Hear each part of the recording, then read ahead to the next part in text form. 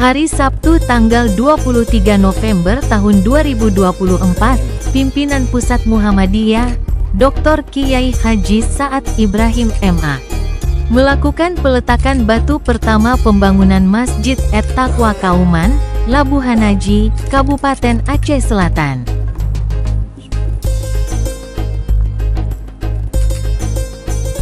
Dalam acara tersebut dihadiri pimpinan wilayah Muhammadiyah Aceh, Haji Abdul Malik Musa SH, M.Ham dan pimpinan wilayah Aisyah Aceh, serta Rektor Universitas Muhammadiyah Aceh, Dr. Haji Aslam Nur, dan beberapa unsur pimpinan wilayah Muhammadiyah Aceh lainnya.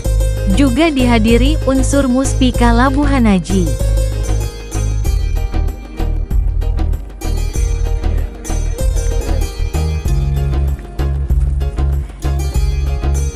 Panitia berharap dengan dilakukannya peletakan batu pertama pembangunan masjid, maka dimulailah pembangunan Masjid At-Taqwa Muhammadiyah Kauman.